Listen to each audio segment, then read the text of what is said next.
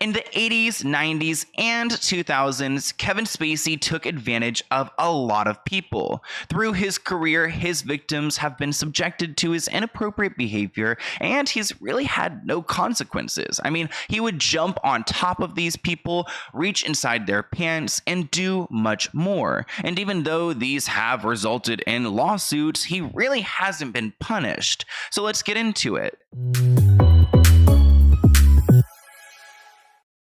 In today's video, we're going to be exploring all of the allegations made against Kevin Spacey. Just recently, he's been ordered to pay $31 million to the show House of Cards, which he was the star of until these accusations came out. I personally know Kevin Spacey from the show House of Cards, and honestly, I loved that show. I wish it continued with Claire Underwood, but let's go back in time to 2017 when the first accusation was made public. So BuzzFeed was doing an investigation into Kevin Spacey, and Anthony Rapp was a man at this time, but when he was a boy back in 1986, Kevin Spacey made some inappropriate moves towards him while they were at Kevin's home. Anthony claimed that Kevin had picked him up, put him onto his bed, and just got right on top of him. He claims that this caused him severe emotional distress. But then, shortly after BuzzFeed's story broke, another accuser came forward. An anonymous artist told Vulture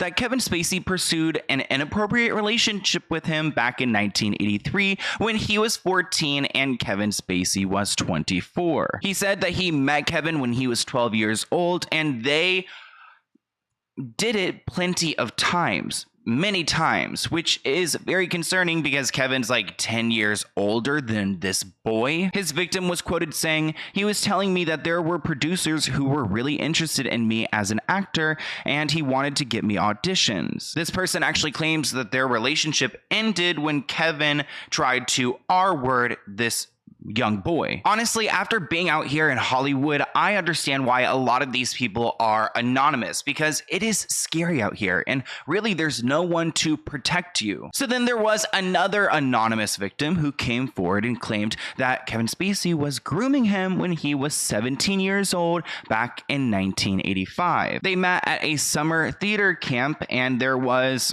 one point where Kevin just was on top of this kid and he didn't like it. He claimed that there was some touchiness and there was some signs of grooming, and that's pretty much how far it went. As you guys know at this point, Kevin Spacey is, well, we believe that he's a gay man, but there are some women who have come forward against him. A performing arts teacher named Kate Edwards told the BBC that Kevin Spacey had pressured her to get intimate when she was 17 years old. She said that she did consensually kiss Kevin, but there was a point in the situation where it escalated, and she said that she wanted to go home and change and that she felt pressured, and it became clear that his intention was to hook up with her, and he responded back to her, "Find your own way," very cold. When it comes to real predators, they don't just prey on one type of person. I mean, some do, but really they look for vulnerable people. So Kate in that situation probably seemed vulnerable, and Kevin tried to take advantage of that, but he wasn't successful. But there seems to be some type of age range that he's interested in. You know, it ranges from 14 to 17. Justin Dawes claimed that Kevin gave him alcohol and played inappropriate films to him when he was 16. Kevin Spacey was 29 at this point, almost double this kid's age. I just don't really understand like how like a 29-year-old wanting to hang out with a 16-year-old. It just seems really sus. Anthony actually sued Kevin Spacey, the person who we first spoke about in this story, and Justin actually went in and spoke on Anthony's behalf to explain how Kevin was this man that Anthony was describing. Then we have some more anonymous victims. This one claims that they were essayed by Kevin Spacey in West Hollywood, which I'm like, oh my gosh, where ad, but it happened back in 1992. And the reason we know about this is because the LA County Sheriff's Department announced that they were doing an investigation. So we actually don't have many details when it comes to these criminal charges. So up until this point, it seems like a bunch of Kevin's victims are people who he's met at like a theater program or some type of teacher, but it looks like he's also acted in this way in the workplace. An anonymous filmmaker came forward and claimed that back in 1995 that he was 22 and Kevin Spacey allegedly put his hand on his thigh and moved it towards his inner thigh. He was quoted saying, "I was getting the attention of the most powerful person on the movie set, and I wanted to work in Hollywood, but it was an interest that made me feel totally uneasy, uncomfortable, confused. I felt harassed." There's another theme here that a lot of these victims also are promised like connections in Hollywood for, hooking up with this man. On the set of that same film in 1995, there was this man named Mark who was a military advisor. And supposedly one of Kevin Spacey's young assistants asked him if he wanted to hook up with Kevin, engage in some, hooking up. And this man, Mark, felt like blown away by the fact that Kevin Spacey sent his assistant to come and ask him if they wanted to, do it. So far, we have accusations from the 80s and the 90s, but moving on to the 2000s, there's even more. An anonymous journalist who interviewed Spacey for a London magazine in the early 2000s told BuzzFeed that they were at a club and he just grabbed his wiener. He just kept reaching between my legs and, grabbing my part, screaming at me with fury because I didn't want to F him. He was actually saying that I did want to and I was a coward. That was a tactic. It was unbelievable. A similar incident happened to a filmmaker in 2003. His name is Tony Montana, and he claims that Kevin grabbed his whole package at an LA bar. Quote, "I went up to order a drink and Kevin came up to me and put his arm around me. He was telling me to come with him to leave the bar. He put his hands on my crotch and forcibly grabbed my whole package." And when it comes to the groping allegations, they just keep on coming. And you won't even believe the people who he has done this to. At one point, he did this to a Norwegian writer named Ari, and this person was actually at the Nobel Peace Prize concert after party when it happened. You guys went to go and see the Nobel Peace Prize situation, and then after you go and act like this. This man was also married to a princess, so he's over here grabbing this man by his genitals, and this is royalty that you're messing with. That guy actually ended up taking his own life, and a lot of people believe that it was connected to Kevin because Kevin put out this creepy video. It's really scary to think about. It's been a pretty good year, and I'm grateful to have my health back. And in light of that, I've made some changes in my life, and I'd like to invite you to join me. As we walk into 2020, I want to cast my vote for more good in this world. Ah, yes, I know what you're thinking. Can he be serious? I'm dead serious. And it's not that hard, trust me. The next time someone does something you don't like, you can go on the attack, but you can also hold your fire and do the unexpected.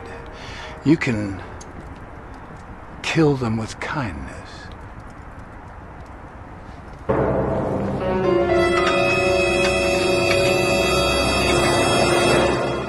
There was also a British bartender named Chris Nixon who came forward and claimed that in 2007 that he was sitting on a sofa with his girlfriend. She got up to get a drink and Kevin Spacey sat next to him. Then he went over and grabbed him by, his part. So that's something that Kevin feels comfortable doing to anyone at any time, whether they're into men or not into men. Now let me introduce you guys to this man named Harry, because he claims when he was 18 that Kevin Spacey grabbed him at a party in 2008. He claims that Kevin was touching up on his thigh while Harry's father was in the room, which is a little bit awkward. Harry's father is an actor, so he's kind of in the industry. He said, quote, "What disgusts me about Kevin was how safe he did feel. He knew he could fondle me in a room with my father and I wouldn't say a word. He knew I wouldn't have the guts, and I didn't." And that's what's scary about people like this, because they really don't ever turn it off, and they have this ego, this feeling that they can just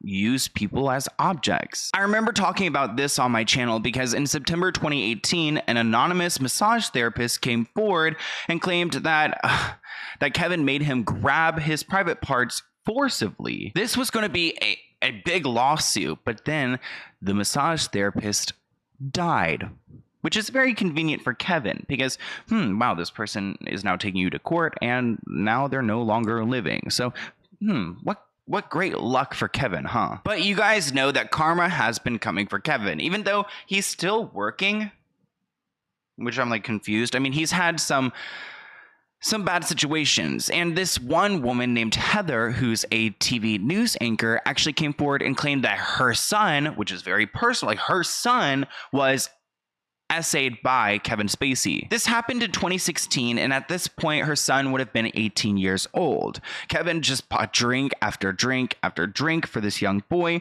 and then at the restaurant, he reached inside his pants and grabbed his private parts. He was actually charged for this situation, but he pled not guilty and claimed that it was consensual flirtation, which doesn't sound right to me, especially if you've gotten him so drunk. After this all came out, Kevin actually posted a video called Let Me Be Frank, where he sounded like the House of Cards character, but he was low-key addressing the allegations, telling viewers, if I didn't pay the price for the things we both know I did, I'm certainly not going to pay the price for the things I didn't do. In 2019, the lawsuit was conveniently dropped, so Kevin Spacey once again got away.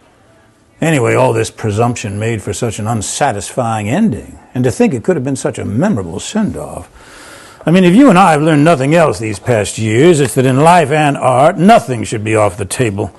We weren't afraid, not of what we said, and not of what we did, and we're still not afraid. Because I can promise you this. If I didn't pay the price for the things we both know I did do, I'm certainly not going to pay the price for the things I didn't do. Oh, of course, they're going to say I'm being disrespectful, not playing by the rules, like I ever played by anyone's rules before. I never did, and you loved it. Anyhow, despite all the poppycock, the animosity, the headlines, the impeachment without a trial, despite everything, despite even my own death, I feel surprisingly good. And my confidence grows each day that soon enough you will know the full truth. Wait a minute. Now that I think of it, you never actually saw me die, did you?